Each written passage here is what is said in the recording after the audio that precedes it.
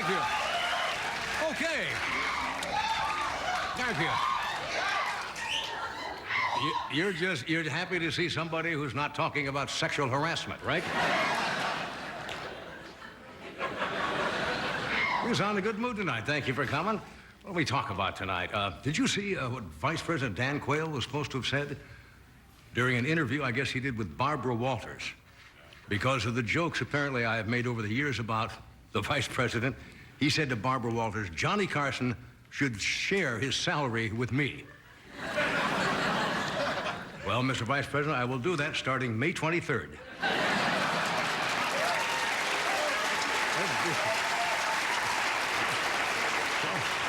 Well, why shouldn't I? I've been sharing my salary with everybody else for a number of years. But anyway.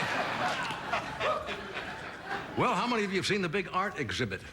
Yeah. It's in all the news. The artist Christo, who has done, didn't he wrap a bridge in Paris in cloth? He's done amazing things. Well, anyway, he unveiled these umbrellas down in the Tejon Pass today, and also in Japan. It cost $26 million for the umbrellas. I got the same patio set, $258 at Sears. Big yellow umbrella.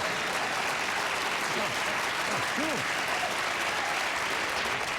It's his own money. This is not public funds or anything, but $26 million, and it's only going to be seen for 3 weeks. Sounds like a typical Hollywood movie. Like Hudson Hawk. It was 105 in the valley today. Why in the hell didn't they bring the umbrellas up here and put them out where we need them today? Out in the line.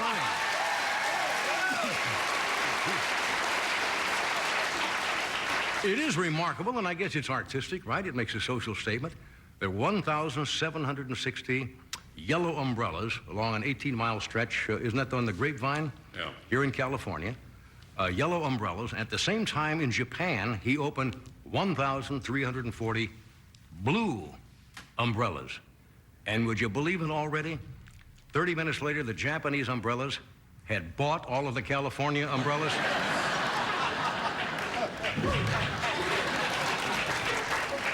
Well, I suppose you're, I suppose you're all looking forward to the televised playoffs? I'm talking about Judge Thomas versus Miss Hill. Tomorrow, I guess the investigation starts with the Judiciary Committee. And to show that they're still friends, Thomas and Hill are going to open the Senate hearings by singing a duet of Unforgettable.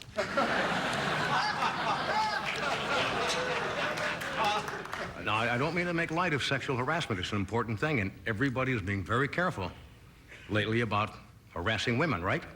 This morning, Regis called Kathy Lee Mrs. Gifford.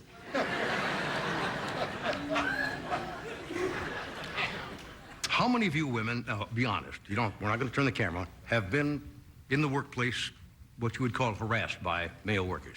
Just applaud. Really? Interesting statistic the paper came out with today. 2% of males, they say, have been sexually harassed in the working place. And that's true. Look, I can't even walk out here to the water cooler without one of the secretaries saying, look, love muffins, you want a guest host at my house tonight?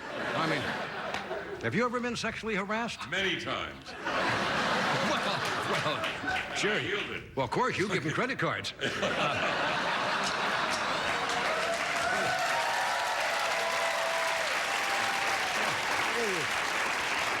It's kind of sad, and it's knocked everything else off of the front page, right? Democratic Paul Tsongas is so desperate for media coverage. Today, he admitted he pinched his secretary in 1968. That's what he said. Well, let's see.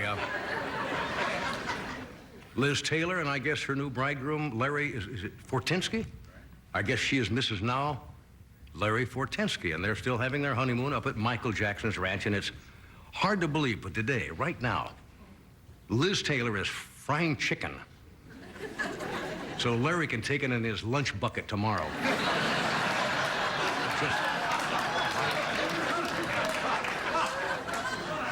Probably with a banana in there and a wax paper. It's just so nice. How many of you have been watching the baseball playoffs? For some reason, I can't get used to baseball on CBS. Do we really need Andy Rooney doing the color commentary? Sure, last night? Why do they call it a bullpen? There's no bull in there. Why is that? Why do they call it that? Oh, who needs that? Okay, only in America. This happened in a town of Piqua, Ohio. It's going to open tomorrow, the Great Outdoor Underwear Festival. You know what I'm talking about? Are you from Ohio? Apparently, it's a 3-day tribute to the 14 underwear companies who apparently are based or housed in Piqua, Ohio. And they're going to have the world's largest lingerie clothesline. And they're going to have a big parade, and the leader and the inspector of the parade is Inspector Number 9, Haynes Inspector Number 9.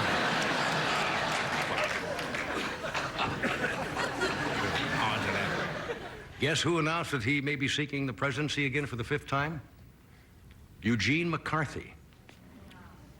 Remember Eugene McCarthy? Oh, yeah, boy, overwhelming response there.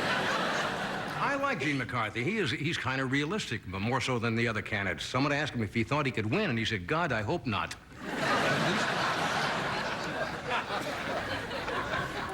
Let's see what else in the paper. Little tidbit that you may enjoy. Of course, you'll be the judge of this, as you often are, during this little time that we spend together. On this date in 1886, did you know that the very first tuxedo was worn in this country? And do you know where it was worn? In a town called Tuxedo, New York. That's where it's got its name. It was a major breakthrough because most people don't realize this, but up until that time, if a man wanted to go to a formal evening, he had to glue a penguin to his chest. There was no such thing.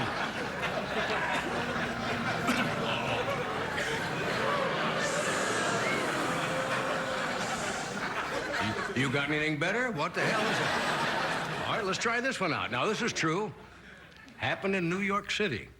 This could happen out here in California. A robber in New York City has been breaking into public restrooms and stealing thousands of handles from flush toilets.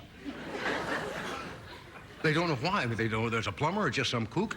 He's taking all the handles off the flush toilets. And the police want to capture him, but they have nothing to go on. It is a strangest thing.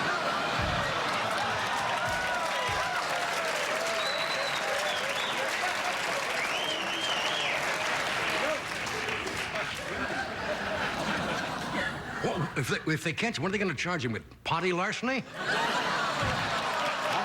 right. Okay. We had them, we use them. We have stuff like that, we use it. We just don't like to sit around the hall unused. Okay. We have a show for you tonight, don't we? Yes. Yes, we do. Mr. Carl Reiner is with us tonight.